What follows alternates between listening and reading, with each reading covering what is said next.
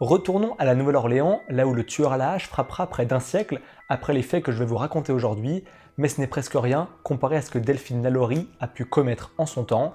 Cette bourgeoise a torturé et tué près de 100 esclaves. Décidément, la Louisiane attire les plus grands criminels.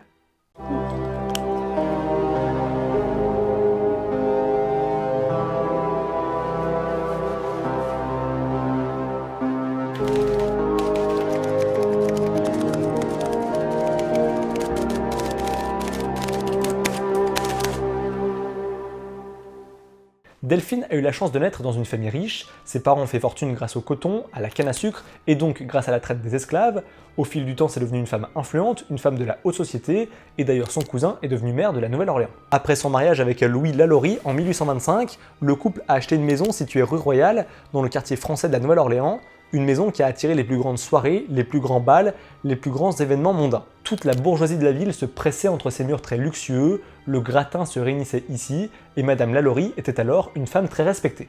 Et pourtant, sous ce toit, alors que les personnalités les plus influentes festoyaient, se cachait un véritable enfer sur terre. Des voisins ont commencé à repérer que des esclaves disparaissaient très rapidement, on chuchotait des rumeurs sans trop y croire, jusqu'à ce jour où une jeune esclave a préféré se suicider pour échapper au courroux de Delphine qui la poursuivait avec un fouet. Qu'est-ce qu'on lui reprochait à cette gamine ?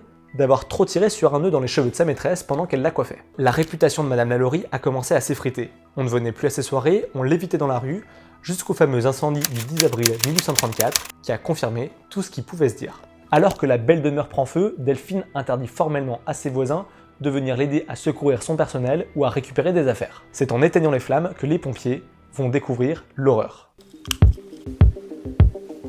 Dans cette pièce, sous les combles de la maison, on retrouve une dizaine d'esclaves torturés. Certains sont accrochés au mur, d'autres sont enfermés dans des cages. Il y a du sang de partout, on retrouve même par terre, à même le sol, des organes humains. Delphine avait fait des expériences sur ces esclaves. Parmi les victimes, certaines avaient le ventre grand ouvert, les yeux arrachés, la bouche remplie d'excréments puis cousue au fil de fer, et Madame Lalaurie avait même tenté un changement de sexe sur un de ses esclaves. La serial killeuse prenait un malin plaisir à les torturer, et même si à cette époque l'esclavage était la norme, il était strictement interdit de leur infliger de tels supplices. C'est une esclave qui a déclenché l'incendie, elle était enchaînée dans la cuisine après avoir fait une erreur, et elle avait tellement peur de la punition de sa maîtresse qu'elle a préféré tenter de s'immoler. Delphine Lalaurie a réussi à échapper à la foule qui voulait l'arrêter et la lyncher, elle a pris le bateau vers la France où elle finira sa vie. La demeure de Madame Lalaurie fait encore parler d'elle aujourd'hui, ça serait l'endroit le plus hanté de la Nouvelle-Orléans.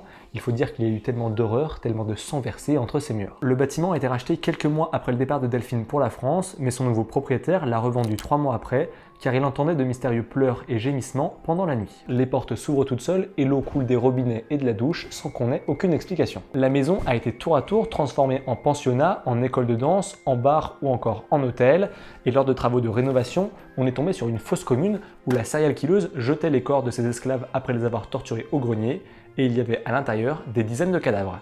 On n'a jamais su le nombre officiel de victimes de Delphine Lalaurie, mais elle a sûrement ôté la vie à plus de 100 personnes à elle toute seule. Sa demeure a été rachetée il y a quelques années par Nicolas Cage, qui a quand même dû débourser pas moins de 3 millions de dollars pour s'offrir cette maison hantée. Il a dîné une seule fois là-bas et il a eu tellement peur qu'il n'y est plus jamais retourné. Encore aujourd'hui, on peut observer cette demeure dans les rues de la Nouvelle-Orléans, mais ses nouveaux propriétaires l'ont fermée au public, personne ne peut y rentrer pour savoir si elle est vraiment hantée, mais au fond de vous, vous savez très bien que vous n'en seriez pas sorti vivant, c'est élémentaire.